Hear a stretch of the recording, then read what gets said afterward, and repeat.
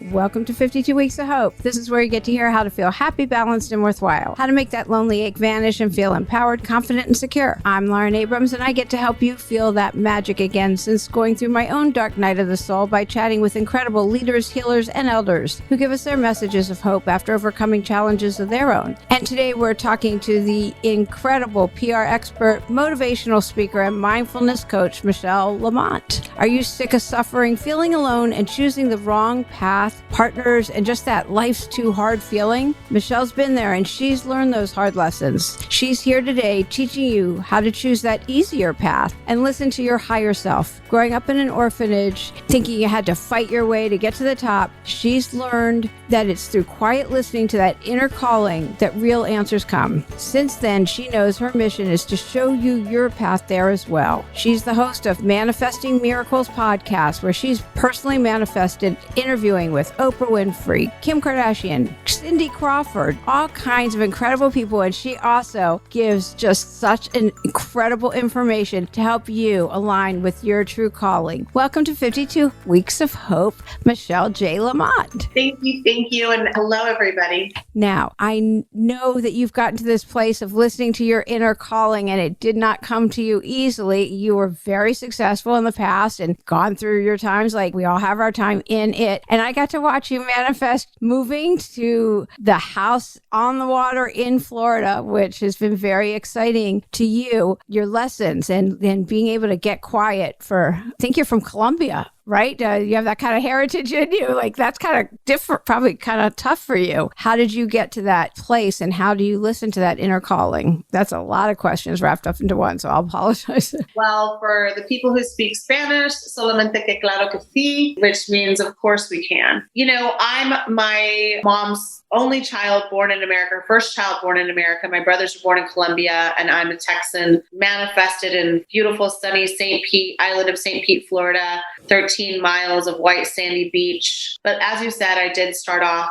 in a very interesting way. My mother died of undifferentiated cancer when I was 11, and I was a very spoiled little girl. And 90 days after my mom died, my dad drove me down to Waco, Texas, which is about 3 hours away, kept my brothers and my younger sister, and I became orphaned. I lost my mother, my father, my brothers and sisters, and my whole reality, which is obviously part of the bigger plan because obviously I love a lot of contrast. So I came here to Earth, the teaching planet, to really understand contrast and move through it and step into my higher self. And I'm very thankful that all those versions of Michelle stayed the course. Yeah, there must be a lot of abandonment issues that you've had to work through. You know, I married somebody who was so similar to my father in so many ways that it was a very emotionally, mentally, and verbally abusive marriage. And people would say to me, like, well, how could you tolerate that? How could you sustain that? And I'm like,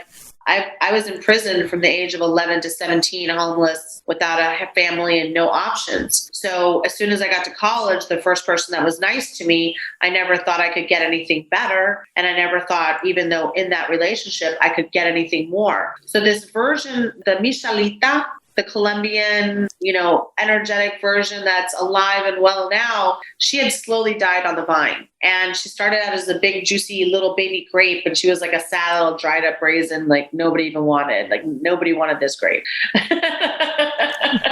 But through all those trials and tribulations and finally divorcing him and stepping into my higher self, I attempted suicide because I really just didn't see a way out. And I just thought my dad didn't want me. My husband hated me. All I'm good for is making money. And that's ridiculous. I want out. And a miracle happened that night. And that miracle was in May of 2016. And from that point forward, my life really took very altered. What was the miracle that happened? So the miracle that happened was and if you haven't listened to Manifesting Miracles, it's episode 2, but I'm a very goal-oriented person. So I wanted to make sure that I survived suicide perfectly, meaning that I did it all the way. So I studied all the reasons, like people puke it up. So I knew how to put socks in my mouth, what kind of tape to use, what kind of bag to use to fall into my pool perfectly. I drove around looking for ways to crash overpasses in Dallas, but there was always so much traffic on our freeway. I thought I'm going to kill somebody, and I didn't want to do that.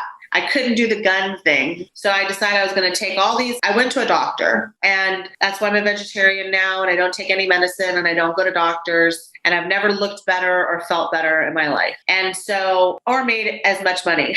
Like, life has never been better when I walked away from all of these perceived realities that I was trying to fulfill that weren't me. And I know a lot of people can relate to that. So it was D-Day, it was death day. And in my life insurance, I left money for the dogs, and the house would be paid off, and somebody would live in the house until the dogs died. I went to a psychologist, and he prescribed me Ambien and Xanax, and then Adderall to wake up from this induced coma that he was putting me into every single day. So I'm walking around like a zombie, really. And as you can see, I'm a very talkative person, but you would just meet me and I was just like, well, I want to die. I want to die. I want to die. I want to die. I want to die. I want to die. And I stored up all that medicine. And so one of the things that happens is when you attempt suicide is that you miscount. And so you wake up. So I didn't eat for a couple of days to get my bloodstream really clear. I took Baybell cheese, crammed them full of Xanaxes and Ambiens, had 5 lined up.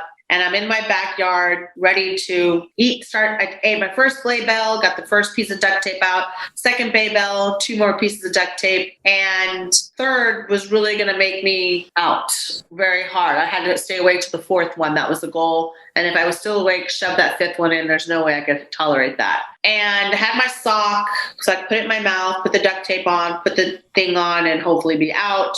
By the 4th one, just kind of stay awake. I had a blind dog, a deaf dog, a crazy dog, and an old dog. And they were 4 different sizes. And as I went to go get the next piece of cheese and had my steel socks and everything ready, one by one, my dogs came out into the backyard at like 3:00 in the morning and sat in a row. And if you've ever had a dog in your life, you can give them all the Benadryl in the world and they don't take photos with Santa or anything. And I've had to get private photographers come into my home to take him, and then they edit it so they all looked like they were in a row and they were not. But one by one, almost in size order, they lined up and just stared at me. And I kept telling them to go inside and they wouldn't. And it was in that moment that I realized I wasn't supposed to die and I wasn't supposed to do this. And I start taking everything and trying to puke, and called a friend of mine who was a nurse, and she brought over itch and tat or something to help me vomit it up.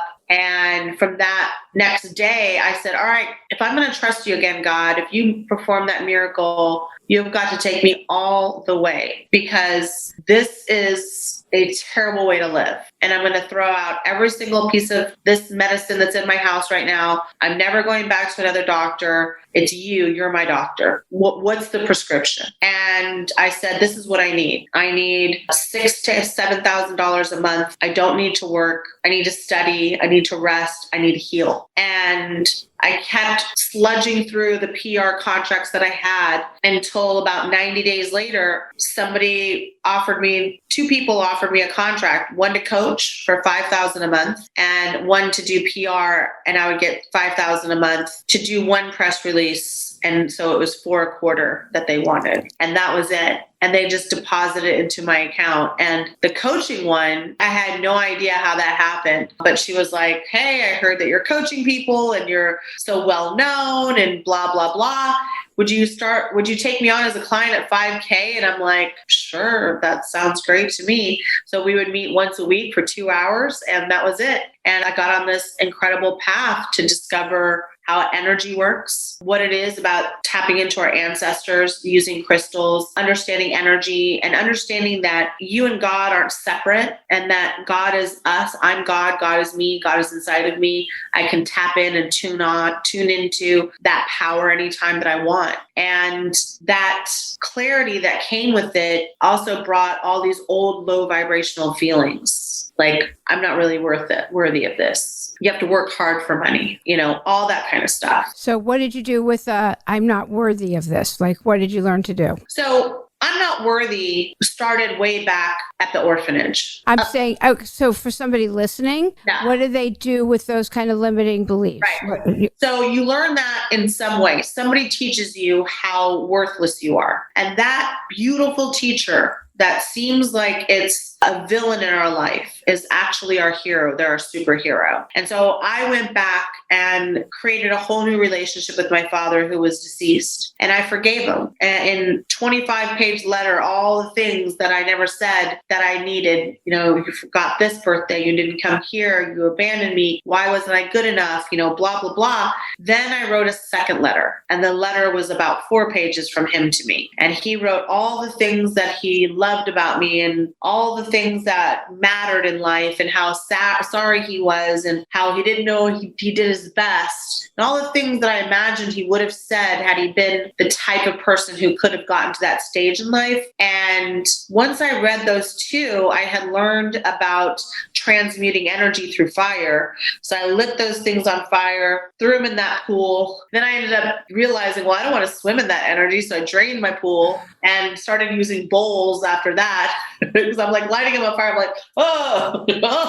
And then I'm like, the next morning, I'm like, oh man, all that stuff's in my pool. I need to drain my pool and start over. And so then after that, I started using bowls of water and then doing it on certain moon cycles. But in the beginning, that's what I did. And you have to understand that there is no true wasted suffering and that suffering should be looked at in a really different way. And so if you've never been homeless or eaten government cheese, maybe this is too far of a stretch for you to imagine. But no matter where you are energetically, what you've endured, sexual assault, loss of somebody you love, miscarriages. I've had 5 miscarriages and no babies, 3 IVF transfers. I understand. Divorce. I understand. So wherever you are on that spectrum, the amount of grief is not equal to the amount of prosperity you're going to receive. It's just indication of what you wanted for this incarnation. And so if you start to perceive and understand what's going on in your life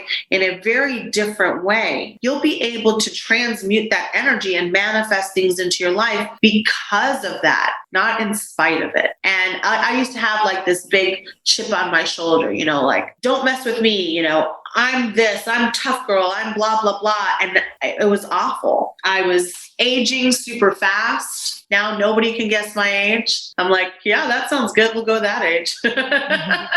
I'm actually happy. It's not like if you had a camera on and then as soon as you come on, all of a sudden I'm happy. No, I mean, I spent 25 minutes laughing with my dogs this morning and then talking to my angels and my guides. And I'm like, well, what miracle am I going to have today? Because now I just insist on them. I'm in agreement with them. I'm very worthy of it, where I just felt so worthless that I didn't think I even deserved to be on the planet. And so I'm very thankful for everything. And if you don't have a way to forgive somebody, the easiest thing to remember is that you've been the victim and the villain in someone's life. None of us walk around just absolutely perfect, walking on clouds and never offend or hurt anybody. Now, the degree of what we've hurt and done to people may be different, but you're not perfect. And so this person, place, entity, situation that caused you to feel worthless, that caused you so much suffering, it was just supposed to be the speed bump and not the mountain. And you're getting the message wrong. So first, forgive that person, place, situation, or thing. And the second, forgive yourself, because you did everything you had to do to survive that. And you're here now and you're listening. And your angels and your guides made sure that you tuned in today for this higher opportunity for you to evolve. Don't waste it. You only got this one day. Tomorrow, that's not promised. What do you tell somebody who's having a hard time for the first step just to take an action? What would you say the first action they should take would be? You know, first thing that I do with my coaching clients is I absolutely make them start a gratitude journal. And sometimes they're so dark, in a dark place, they can't get there. And I'm like, you're overthinking. Just start with the top of your head. Do you have any hair? Yeah? Okay. Thank God for my hair. That's it. Send me that. We're done. Because, you know, as when I went back and got my second certificate, degree, whatever you want to call these things that we get on paper here as humans, mindfulness, cognitive therapy, not because I wanted to be a counselor, but because I wanted to understand understand the psychology of how somebody like me, who's an overachiever and so intelligent, could be bogged down to the point of suicide. And I never wanted to be in that position. Or if I helped somebody, I wanted to make sure that I understood the mentality of a person. And in this class, during this time period, we had this one instructor and he showed us the study of the brain. And if you can just wake up and the first 60 seconds come up with one thing, it doesn't matter what it is. You had allergies yesterday, you woke up and they're not as strong. My allergies are not as strong. First thought, whatever it is, my gratitude journal is under my pillow. So as soon as I wake up and stretch, I feel it, I grab it, I just get the pen out before I can see if it's cloudy or it's sunny or if I have a slew of text messages or emails or whatever's going on. And that one little thing, that one habit, after 30 days, it slows your amygdala down. So if you slice your brain open, your amygdala is right over your ear, and that's your reactionary part of your brain. So before we go into philosophical, spiritual, energetic things, let's just start with how our brain actually functions. So if you can slow this reactionary fight, flight, fornicate, fear, all the F's, or 7 of them that we have from when we were, being chased by dinosaurs, and slow that down and get into our beta frontal lobe thinking for just a minute, you will rewire your brain. It's a proven absolute fact. So if you can rewire that brain scientifically and you slow that thought pattern down, your negativity, your depression, your unaligned thinking starts to become less active. Right now, it's like the little kid, mommy, mommy, mommy, mommy, mommy, mommy, right? And so you're constantly thinking like, oh God, I hope my tire doesn't go flat, and then your tire goes flat. I don't have money for anything. And, then everything comes up. Well, you're a manifesting manifester. So you're becoming a magnet. And so the more you talk about all the things you don't have, the universe only responds to vibration. And so it says, all right, well, this must really make her happy to talk about all this lack. Let's give her something else to complain about. Let's give her something else to have negativity towards. And then when you stop focusing in on that, and you're like, you know what? Like, I can't believe my dog just farted for 2 minutes. Like, literally, that's what happened. She was like, toot, toot, toot, toot. And I just started cracking up laughing. And I'm like, what is wrong with you? Did you get too many treats yesterday? Then my other dog starts pawing. We're trying to get my gratitude journal out to send to all my coaching clients. And that's the very first thing that you have to do to not only rewire your brain, but reset your energy. And so the psychological aspect and the energetic aspect in my coaching program, or how I do it, it has to be in combination. So I just kind of take the next step and then the next step and then the next step. And as you expand and grow, you'll look at things really so much differently because your brain isn't thinking the same way anymore. And when your brain doesn't think the same way anymore, your frontal lobe higher mentality thinking starts to come in and say, well, is that really what you want to call in today? And so you have to decide, do I take the call from Susan who's going to complain about her husband and how he's cheating and or do I let Susan figure this out on her own because I'm not helping her? And what I'm doing is I'm listening to Susan and I'm going, yep, he's cheating. Yep, I've agreed. You have a shitty marriage. Everything's going terrible. Everything's awful. Yes, yes, yes. Well, Susan can't figure it out now because she has somebody that's going to hear all of her problems. Instead of saying, you know what, Susan, I believe that you know what to do. And as soon as you're ready to file for divorce or go to counseling with him, I'm your girl. I'll drive with you. I'll wait outside with you. I'm solution oriented. But if you're just going to be on that hamster wheel and never do anything about it, then you're lowering my vibration. Yeah. And that's too expensive. So what's the most common question that people come to you with? Okay. So the first one is, why am I not married? Oh, that's funny. Everyone's so concerned about being married. I know. Where's my soulmate, right? Where's my soulmate? Oh, gosh. That's the first one. The second one is money. Is what? And money. Yeah. Okay. Yeah. Everybody, I can't manifest money. So I always do a really simple thing and I do it in groups. Let's all manifest $5. And so I'll teach them how to manifest $5. I'll say, okay, let's just start with something simple. It's only energy. So we're disconnected from this energy, either in love or in money or in jobs or relationships or whatever it is. And you can't imagine manifesting $1 million.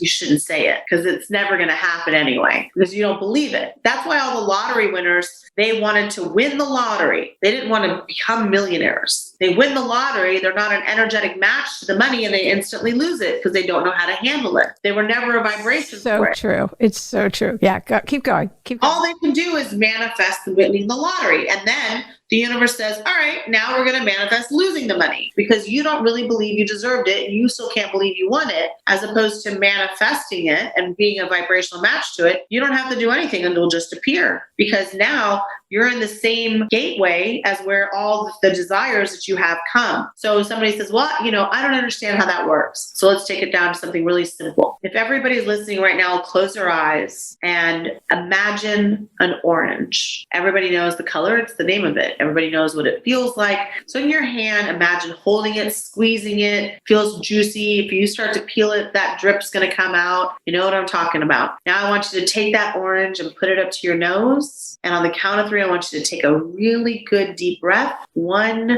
2, 3.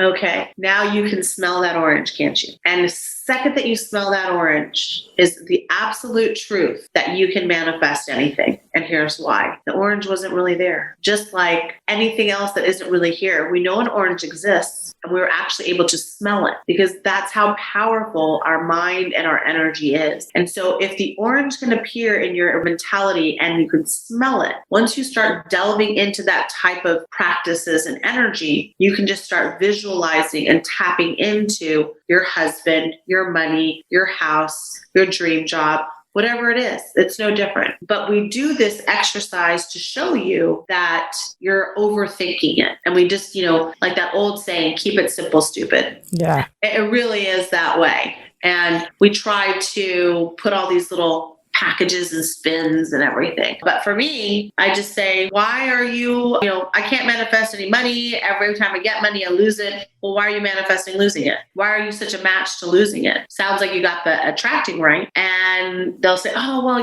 I'll get it and then I lose it. I'll get it and I lose it. And I said, but that's the fun of it. You want it in and out and in and out and in and out. It's not the destination, it's the journey. If you're not having fun creating, you're never going to be able to good at manifesting. So I always wake up and I'm like, I literally do think, I wonder what miracle is going to happen today. Like that's usually my first thought of the day. Second thought is, where's my gratitude journal? I got to do my gratitude journal. And it's that creative process that allows you to tap into your God source energy. And so in that creative state where you're visualizing your wedding, or you're visualizing your significant other, or you're visualizing the way your honeymoon is going to go, you're now sending a message to that energy saying, when I arrive on my honeymoon, it's going to be phenomenal. I might even get upgraded. If you're not already in first class, why don't you bring me some first class energy, angels? That'd be kind of cool. Let's see that. And so you start expecting things to go better and to be wonderful. The universe, God, isn't going to disagree. He's like,